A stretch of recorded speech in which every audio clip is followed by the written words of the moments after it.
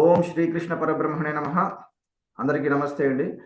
పోయిన క్లాస్లో నేను మీకు భగవద్గీత మొదటి అధ్యాయం అర్జున విషాద యుగంలో 15వ శ్లోకం వరకు ఈ శ్లోకాల్లో ఉండే అర్థాన్ని వివరంగా చెబుతూ వస్తున్నాను నేను.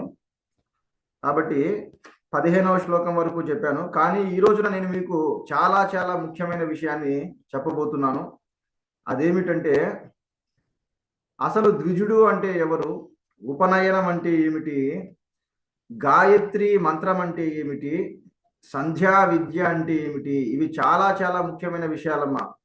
వీటి గురించి చాలా లోతుగా తెలుసుకోవాలి, వీటిలో ఉండే తత్వాన్ని తెలుసుకోవాలి. అప్పుడే జీవుడు ఉద్ధరింపబడతారు, గుర్తుపెట్టుకోండి. అయితే ఈ విషయాన్ని నేను ఎందుకు చెప్పాల్సి వచ్చిందంటే, ఒకానొక చోట దుర్యోధనుడు తన గురువైన ద్రోణాచార్యుడిని ఏమని పిలుస్తాడు, ద్విజోత్తమ అని పిలుస్తాడు. వింటున్నారా? కాబట్టి అసలు ద్విజుడు అంటే ఎవరు అని మన విచారణ మొదలైంది. కాబట్టి ఆ విచారణలోనే ఇవన్నీ నేను చెప్పబోతున్నాను. కాబట్టి అందరూ శ్రద్ధగా వినాలి. కాబట్టి ద్విజుడు అంటే రెండోసారి జన్మించిన వాడు. అయితే మరి నిజంగా ఎవరైనా రెండోసారి ఎప్పుడు జన్మిస్తారంటే ఉపనయన సంస్కారాన్ని పొందినప్పుడు, ఒక గురువు ద్వారా ఉపనయన సంస్కారాన్ని పొందినప్పుడు, ఇంకా చెప్పాలంటే ఉపనయనము ద్వారా ఎవరైతే బ్రహ్మజ్ఞానాన్ని స్పష్టంగా తెలుసుకుంటారో అప్పుడే వారు ద్విజులవుతున్నారు. ఈ పాయింట్ రాసుకోండి, చెప్పే పాయింట్. ఉపనయనం ద్వారా ఎవరైతే గురువు ద్వారా పరబ్రహ్మతత్వాన్ని లేదా ఆత్మతత్వాన్ని స్పష్టంగా తెలుసుకుంటున్నారో ఆ క్షణమే వారు ద్విజులవుతున్నారు. అంతేకాదు శాశ్వతులవుతున్నారు. అయితే మరి అసలు ఉపనయనం అంటే ఏమిటి చెబుతున్నాను, శ్రద్ధగా వినండి, రాసుకోండి. ఈ ఉపనయనం అనే పదానికి మామూలు అర్థం ఏమిటంటే, ఉప అంటే దగ్గరగా, నయనం అంటే తీసుకురావడం, దగ్గరగా తీసుకొని రావడం. అంటే చాలా మంది ఏం చెప్తారంటే ఆ బ్రహ్మచారిని మంత్రోపదేశం చేసే బ్రాహ్మణుడి దగ్గరికి తీసుకొని రావడం, తీసుకొని వస్తే ఆ బ్రాహ్మణుడు బ్రహ్మచారి చెవిలో గాయత్రి మంత్రాన్ని ఉపదేశిస్తాడు. దీనిని ఉపనయనం అనే పేరుతో పిలుస్తూ ఉంటారు. కానీ ఇది కేవలం నామమాత్రం. ఇందులో చాలా అంతరార్థం ఉంది. ఏమిటంటే ఉపనయనం అంటే దగ్గరగా తీసుకొని రావడమే. అయితే అంతరార్థం ఏమిటంటే పరబ్రహ్మతత్వానికి దగ్గరగా తీసుకొని రావడం. ఈ పాయింట్ రాసుకోండి. ఉపనయనం అంటే పరబ్రహ్మానికి దగ్గరగా తీసుకొని రావడం. అంటే దాని అర్థం పరబ్రహ్మాన్ని లేదా పరమాత్మను దగ్గరగా చూసే దృష్టిని ప్రసాదించడం. ఇదయ్యా ఉపనయనం అంటే. పరమాత్మను మీకు దగ్గరగా, అతి దగ్గరగా చూడగలిగే దృష్టిని ప్రసాదించడం, అది ఉపనయనం అంటే. అంటే ఆ పరమాత్మ నీకంటే వేరుగా ఎక్కడో ఒక లోకంలో లేడు నాయనా. ఆ పరమాత్మ నీ లోపల ఉన్నాడు, బయట ఉన్నాడు, అంతటా వ్యాపించి ఉన్నాడు. కాబట్టి ఆ పరమాత్మను నువ్వు అనుక్షణం ఎలా దర్శిస్తూ ఉండాలి అనేటటువంటి జ్ఞాన దృష్టిని ప్రసాదించడమే ఉపనయనం. ఇక్కడ నయనం అంటే ఇంకొక అర్థం వస్తుంది. చెప్పండి, మీకు తెలుసు. నయనం అంటే అర్థం ఏమిటి? కరెక్ట్. నయనం అంటే కన్ను. కన్నుకి ఏముంటుంది? దృష్టి ఉంటుంది. కాబట్టి ఉపనయనం అంటే జ్ఞాన దృష్టి. అంటే ఆ పరమాత్మను అంతటా దర్శించేటటువంటి జ్ఞాన దృష్టిని ప్రసాదించడమే ఉపనయనం. అయితే దీనికి ఒక పద్ధతి అనేది ఉంది. శాస్త్ర ప్రధానమైన ఒక పద్ధతి అనేది ఉంది. ఏమిటంటే గాయత్రి మంత్రము ద్వారా మొట్టమొదట గాయత్రి మంత్రాన్ని ఉపదేశిస్తూ ఆ మంత్రము ద్వారా పరబ్రహ్మతత్వాన్ని తెలియజేస్తారు. రాసుకోండి ఈ పాయింట్ కూడా. గాయత్రి మంత్రాన్ని ఉపదేశిస్తూ పరబ్రహ్మతత్వాన్ని తెలియజేయడమే ఉపనయనం. చూడండి, మొట్టమొదట గాయత్రి మంత్రాన్ని ఎలా ఉపదేశిస్తారంటే ఓమిత్యేకాక్షరం బ్రహ్మ అగ్నిర్దేవతా బ్రహ్మ ఇత్యార్షం గాయత్రం ఛందం పరమాత్మం స్వరూపం సాయుజ్యం వినియోగం. చెప్పండి, విన్నారా?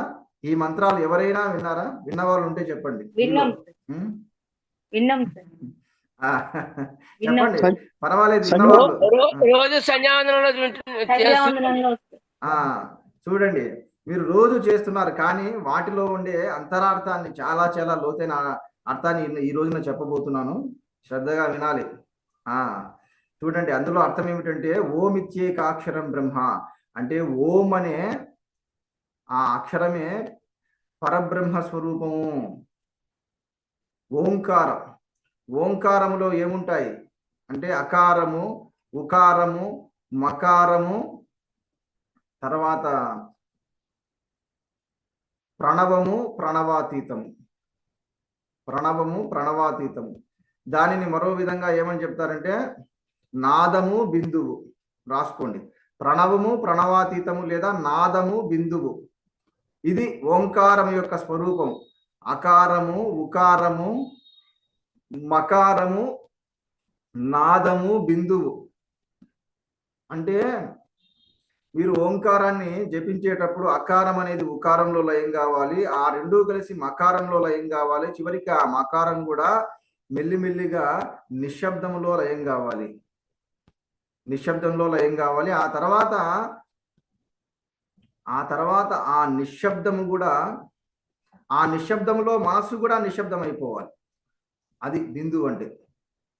వింటున్నారా? ఆల్రెడీ నేను ఓంకారాన్ని ఎలా పలకాలో, ఓంకారాన్ని ఎలా ఉపాసన చేయాలో పాత వాళ్ళకు నేను చెప్పాను. మళ్ళీ సమయం వచ్చినప్పుడు నేను చెప్తాను. ఇప్పుడు నేను చెప్పిన పాయింట్లు అంతవరకే రాసుకోండి. కాబట్టి ఈ ఐదు మాత్రలతో కూడినటువంటిదే ఓంకారం. కాబట్టి ఈ 5 మాత్రలతో కూడినటువంటి ఆ ఓంకారమే పరబ్రహ్మము. మరి దానికి అధిదేవత ఎవరు? అగ్నిర్దేవత బ్రహ్మ అంటే బ్రహ్మాగ్ని. ఇక్కడ అగ్ని అంటే మామూలు అగ్ని కాదు, బ్రహ్మాగ్ని. బ్రహ్మాగ్నే దానికి అధిదేవత అయి ఉన్నది ఆ ఓంకారానికి. తర్వాత గాయత్రం ఛందం పరమాత్మం స్వరూపం. గాయత్రం అంటే అర్థం ఏమిటంటే గాయతం, గాయతం త్రాయతే ఇది గాయత్రి. రాసుకోండి, గాయతం త్రాయతే ఇది గాయత్రి. అంటే గాయతం అంటే జపించేవాడిని లేదా మననం చేసేవాడిని, త్రాయతే రక్షించేది, కాబట్టి గాయత్రి. ప్రతి ఒక్కరు రాసుకోండి.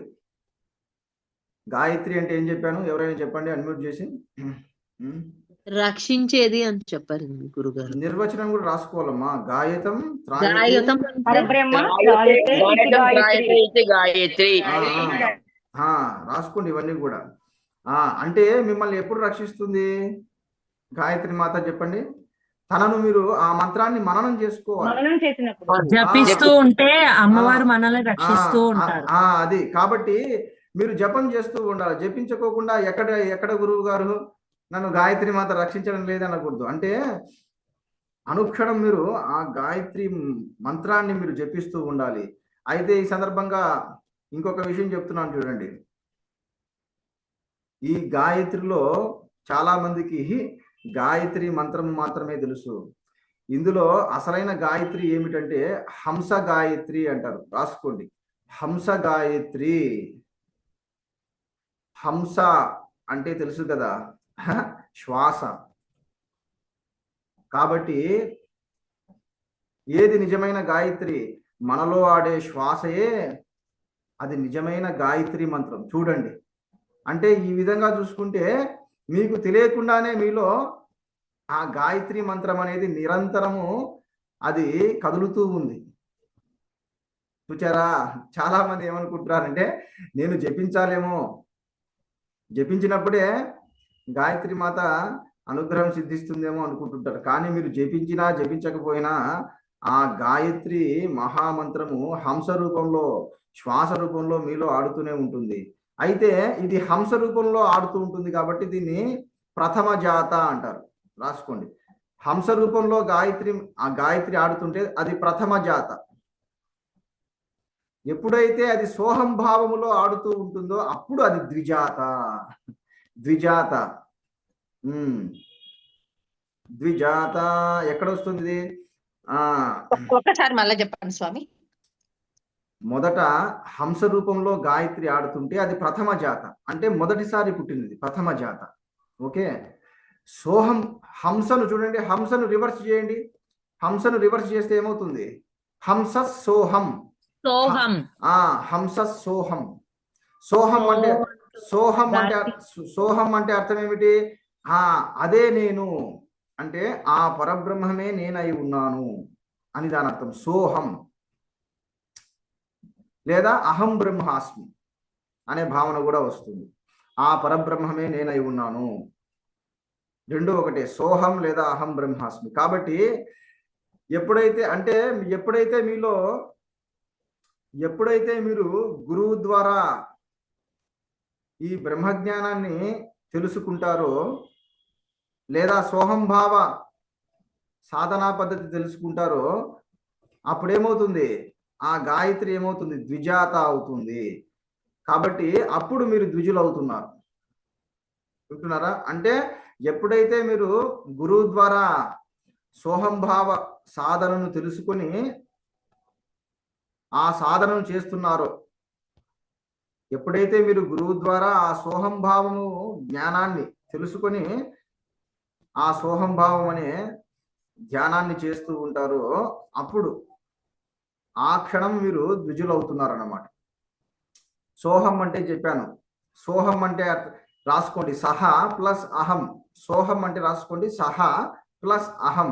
సహ అంటే ఆ పరబ్రహ్మము, అహం నేను, ఆ పరబ్రహ్మమే నేను, లేదా నేనే ఆ పరబ్రహ్మము అనేటటువంటి అద్వితీయమైన స్థితి, అద్వైత స్థితి. వింటున్నారా?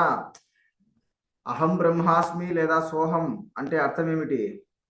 అంతటా నేనే ఉన్నాను, నాకంటే వీరుగా ఏదీ లేదు అనేటటువంటి పరిపూర్ణమైన స్థితి అది. అంతే తప్ప ఏదో యాంత్రికంగా సోహం సోహం సోహం లేదా అహం బ్రహ్మాస్మి అని యాంత్రికంగా చెప్పేది కాదు అది. వింటున్నారా? కాబట్టి గాయత్రి ఎప్పుడవుతుంది? ద్విజాత ఎప్పుడవుతుంది? సోహం జరిగినప్పుడు, సోహం భావం జరిగినప్పుడు అవుతుంది అనమాట. ఇక్కడ మంత్రంలో వస్తుంది. ఎప్పుడంటే మీకు చెప్తాను చూడండి, అది చివరిలో వస్తుంది అన్నమాట. చివరిలో గాయత్రి విసర్జన మంత్రంలో వస్తుంది చూడండి. స్తుతో మయా వరద వేదమాత ప్రచోదయంతి పవనే ద్విజాత. చూడండి, ప్రచోదయంతి పవనే ద్విజాత అంటే గాయత్రి మాత మీ బుద్ధిని ప్రచోదయం చేస్తుంది. ఎప్పుడు తెలుసా? ద్విజాత. ఎప్పుడైతే మీరు గురువు ద్వారా ఈ సోహం భావ జ్ఞానాన్ని తెలుసుకొని సాధన చేస్తుంటారో అప్పుడు అన్నమాట, అప్పుడు మీ బుద్ధి ప్రచోదయం అవుతుంది. అంటే పరమ సత్యాన్ని తెలుసుకుంటుంది, లేదా ఆ పరబ్రహ్మతత్వాన్ని తెలుసుకుంటుంది. చూడండి, అన్నీ కూడా ఈ వేదశాస్త్రంలో ఉండే విషయాలనే చెప్తున్నాను నేను, కల్పించి ఏది చెప్పడం లేదు. కాబట్టి అందుకనే అసలు ఉపనయనంలో ఇంత లోతుగా చెప్పాలి. వింటున్నారా? అంటే బ్రహ్మచారికి ఏమని చెప్పాలి? ఈ బ్రాహ్మణుడు, నాయన ఇప్పుడు నేను నీకు ఎంతో గొప్పదైన గాయత్రి మంత్రాన్ని ఉపదేశిస్తున్నాను. అయితే ఆ గాయత్రి మంత్రం దేనికోసం అంటే ఆ గాయత్రి మంత్రాన్ని నువ్వు జపిస్తూ ఉంటే అది అనుక్షణం నిన్ను రక్షిస్తూ ఉంటుంది నాయన. అయితే సోహంభావం పద్ధతిలో గాయత్రి మంత్రాన్ని నువ్వు జపిస్తూ ఉండాలి అని చెప్పి ఆ సోహంభావ పద్ధతి చెప్పాలి. తర్వాత వినియోగం, దాని యొక్క వినియోగం చెప్పాలన్నమాట. గాయత్రి మంత్రం ఎందుకు వినియోగింపబడుతుంది చెప్పండి? ఇందులోనే వస్తుంది. ఎక్కడ వస్తుంది? గాయత్రం ఛందం పరమాత్మం స్వరూపం సాయుజ్యం వినియోగం. ఇది పాయింట్. ఆ గాయత్రి మంత్రం ఇంతకు ఎందుకోసం ఉపయోగపడుతుందంటే జీవుణ్ణి పరమాత్మలో ఐక్యము చేయడం కోసము, జీవుడికి పరమాత్మ సాయుధ్యాన్ని ప్రసాదింపజేయడం కోసము గాయత్రి మంత్రము వినియోగింపబడుతోంది. చూడండి, కానీ చాలా మంది ఈ ముఖ్యమైన విషయాన్నే చెప్పరు. అందుకనే మీరు ఏదైనా ఒక మంత్రాన్ని, ఒక మంత్రోపదేశం చేసేటప్పుడు ఆ మంత్రంలోని అంతరార్థం ఏమిటి, ఇంతకు ఆ మంత్రము ఎందుకు ఉపయోగపడుతుంది అనే విషయం కూడా చెప్పాలి సాధకుడికి లేదా శిష్యుడికి. అవి చెప్పుకోకుండా కేవలం ఏదో మెకానికల్గా మీరు మంత్రాన్ని ఉపదేశించారనుకోండి, అది వేస్ట్, వృధా అవుతుంది. అవునా కాదా చెప్పండి? మీరు ఎవరి దగ్గర నుంచైనా ఒక మంత్రాన్ని మీరు స్వీకరించినప్పుడు అది అసలు దేనికోసము అని చెప్పేసి అది మీరు అడుగుతారా లేదా, తెలుసుకోవాలా లేదా చెప్పండి. తెలుసుకోకుండా గుడ్డిగా సాధన చేస్తూ ఉంటారా చెప్పండి? తెలుసుకోవాలి గురుగారు. గుర్తుపెట్టుకోండి, ముఖ్యంగా ఈ మంత్ర సాధన చేసేటప్పుడు ఏ మంత్రము ఎందుకోసం ఉపయోగపడుతుందో అది తెలుసుకొని సాధన చెయ్యాలి. అందుకనే త్యాగరాజ స్వామి ఏమని చెప్పాడు, తెలిసి రామచింతన చేయబోయి అన్నాడు. చూడండి, అందుకనే మీరు ఏ సాధన చేస్తున్నా, ఏ జపం చేస్తున్నా, ఏ యజ్ఞయాగాదులు చేస్తున్నా తెలిసి చేయండి. అది ఎందుకోసం చేస్తున్నాము అనే విషయాన్ని తెలిసి చేయండి. అంతే తప్ప ఏదో గుడ్డిగా చేస్తున్నాం గురువు గారు మాకు పుణ్యం వస్తుంది అని మాత్రం చేయకండి. కాబట్టి ఇప్పుడు ఈ గాయత్రి మంత్రం ఎందుకోసము, దేనికోసం ఉపదేశింపబడుతోంది చెప్పండి? ఎందుకోసం? సాయుధ్యం కొరకండి. సాయుధ్యం ఎవరితో? పరమాత్మతో సాయుధ్యం. లేదా ఇంకా మీకు అర్థమయ్యేలా చెప్పాలంటే, మీరు ఎక్కడి నుంచి అయితే వచ్చారో ఆ మూల స్వరూపం యొక్క సాయుధ్యం ప్రసాదించడానికి. చూడండి చూడండి అయ్యా, మీరు ఎక్కడి నుంచి అయితే వచ్చారో తిరిగి ఆ మూల స్వరూపము యొక్క సాయుధ్యాన్ని మీకు ప్రసాదించడానికి, మిమ్మల్ని తిరిగి ఆ మూల స్వరూపములో ప్రవేశింపజేయడం కోసము గాయత్రి మంత్రం ఉపయోగపడుతుంది. కాబట్టి ఇదే వద్దులేండి, ఇలా చెప్తే మళ్ళీ బాగుండదు. కాబట్టి ఇదే పరమ మంత్రం. కాబట్టి ఈ గాయత్రి మహామంత్రం అనేది మన మూల స్వరూపంలో మనము ఐక్యమైపోవడం కోసము ఉపదేశింపబడుతూ ఉంది. గుర్తుపెట్టుకోండి. అయితే మరి ఎలా అంటే, మన మూల స్వరూపాన్ని లేదా పరబ్రహ్మతత్వాన్ని మన లోపల దర్శించాలన్నమాట. ఎక్కడ దర్శించాలి? ఆ పరబ్రహ్మతత్వాన్ని లేదా భగవత్ తత్వాన్ని మన లోపల దర్శించాలి. అప్పుడే మనము మన మూలస్థానములో ఐక్యమైపోతాం, లేదా మన ఆత్మస్వరూపములో ఐక్యమైపోతున్నాం. అయితే ఎలా దర్శించాలి? ఆ పరబ్రహ్మతత్వాన్ని లేదా పరమాత్మను మన లోపలే ఎలా దర్శించాలి అనేది చాలా చాలా రహస్యమైన విషయం ఇది. ఈ సందర్భంగా మీ అందరికీ చెప్తున్నాను, ఎంతో శ్రద్ధగా వినాలి. ఎంతో శ్రద్ధగా విన్నప్పుడే ఈ పాయింట్ అర్థమవుతుంది, లేకపోతే అర్థం కాదు. చూడండి, సరే ఇప్పుడు ఒక నిమిషం ఆగండి, ఇది స్టాప్ చేస్తున్నాను, మళ్ళీ ఇంకొక భాగంగా రికార్డ్ చేస్తున్నాను ఇది.